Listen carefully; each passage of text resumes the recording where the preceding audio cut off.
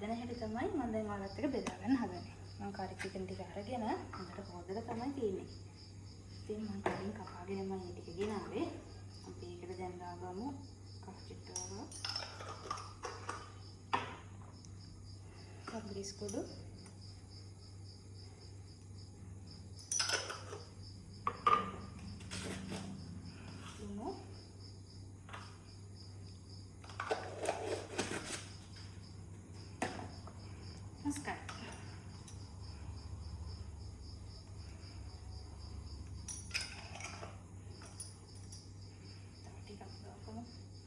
තුන පාවෙනට මස්කාරි එකක් තමයි try කරන්නේ. ඉතින් මේ ටික හොඳට අනවරනවා.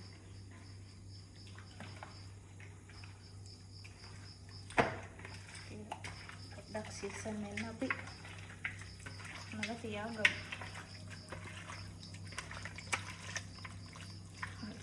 අපි පොඩ්ඩක් සීසන් වෙන්න තියලා අපි අපේ ඉතුරු කලමා ටික රැස්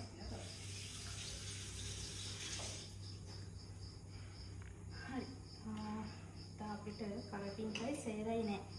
අපි ගිහින් අපේ වතේ අපි වගා කරපෙන් අරන් මියා. අපේ මිරිස් වගාව ඉතින් අපේ අවු මිරිස් වගාව ඉතින් අපේ කරපිංචා ඉතින් අපේ රම්පේ මත කොනෝනේ ඒ වගේම සේර අලේ කඩා මොන නේද ඉතනම් හැදිලත් නෑ වගේ තාම කඩන්න තර ඔන්න ඒක හොඳයි.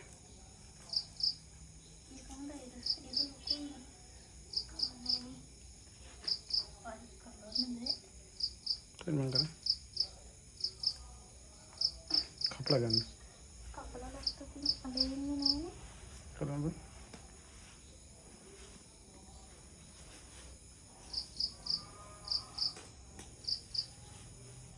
රම්පේ කරපිංචායි රම්පේ සේරයි කඩාගෙන ආවා. අද ඇත්තටම මට ඒක ගේන්න අමතක වුණා කඩින් එනකොට. කපාවම මම සුදුරුණු පොත පිටින්මයි අද දාගන්නේ. කත්තලාවම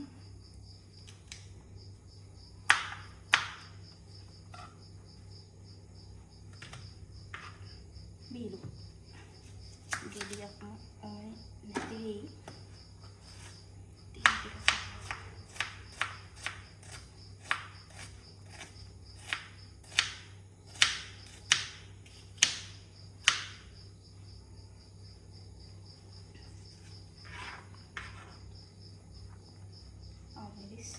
අපේ වත්තේව නේද? ඒකයි හදන අවුමිස්. කොච්චි දානවද? කොච්චි දැම්මොත් නම් සැර වෙයි හැබැයි. පානේ ගාද. අපි මේක ඉන්දියාව කන්නනේ හදන්නේ. ඕනේ නේ. කඩ චිකන් සැර වුණොත් හරි අමාරුවෙන් කන්න වෙන්නේ. ඔව්. අද අපි මේක ඉන්දියාවපත් එක්කනේ කන්නේ. එහෙනම් අපි මේ විදිහට හදාගමු. මම අද ගොරක එකතු කරන්නේත් නැහැ. තක්කාලි තමයි දාන්නේ.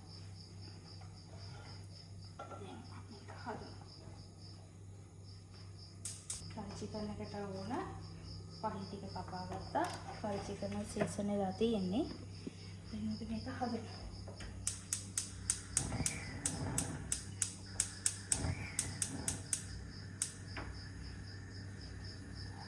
මේකට තෙල් ටිකක් දාගමු.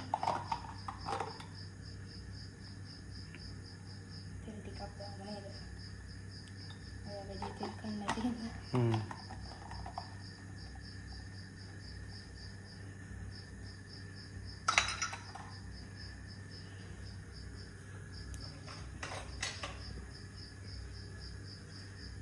මම අද තෙල් චොට්ටයි දාගත්තේ. මොකද මේ චිකන් එකේ හොඳට තෙල් බේරිලා තියෙන්නේ. තෙල් පාට.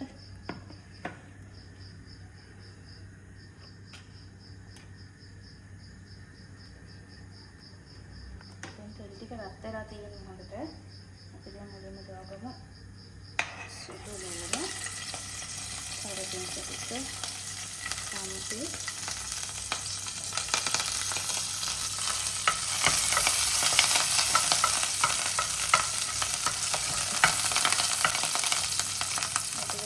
टेम्पर देනකොට අපි ඉන්නේ තේර ඔලිව් ටිකක් එකතු කරගන්න.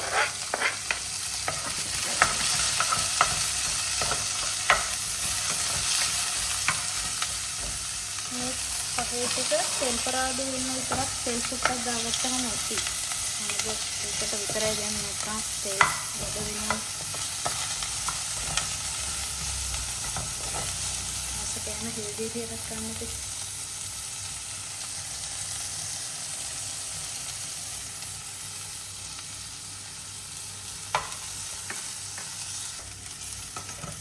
දැන් මේක ටෙම්පරාදු වෙලා තියෙනවා. අපි දැන් මේකට දාගමු. පොඩ්ඩක් තෙලේ මිරිස් පොඩි ටිකක් දැකලා අන්න එහා ගෙදර බල්ලක් කෑ ගහනවා.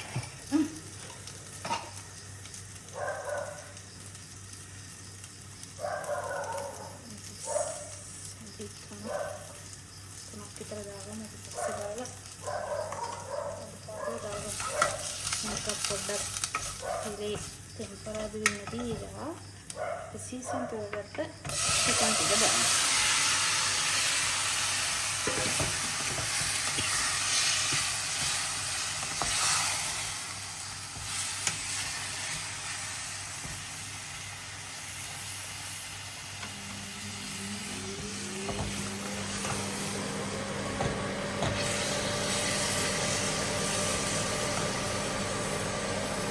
මේකට එකතු කරගමු අපේ තක්කාලි ටික.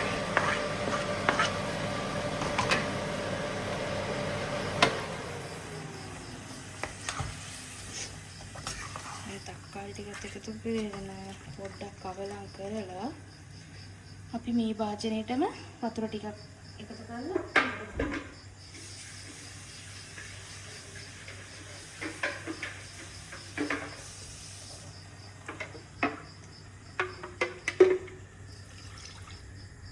මේක තැම්බෙන ප්‍රමාණයට තිබ්බම ඇති වතුර. හරි. දැන් අපි ගින්දර චුට්ටක් අඩු කරලා මේක හිමින් තැම්බෙන්න දෙමු.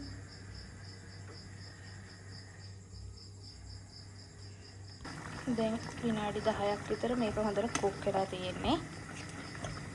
තව මදි. තව චුට්ටක් හොඳට කුක් වෙන්න ඕනේ. මොකද කරි චිකන් ටිකක් හයි අයනේ. එන්න හොඳට මේක කුක් වෙන්න ඕනේ. දැන් තේනවනේ අපි තෙල් පොඩ්ඩක් දැම්මට තෙල් පෑදිලා තියෙන හැටි කරේ එකේ. හරි. දැන් තියෙන්නේ මේ පැය භාගයක් විතර අපි කුක් කරගත්ත අපේ කරි චිකන් එක. කරි චිකන් එක. හරි. දැන් රස පාටට තියෙන. දැන් අපි ලිප් ඔෆ් කරගමුනේ. ලස්සන පාටට තියෙනවා නේද? තෙල් බීරෙන්න ඉන්දියාප්ප කන්න පුළුවන්.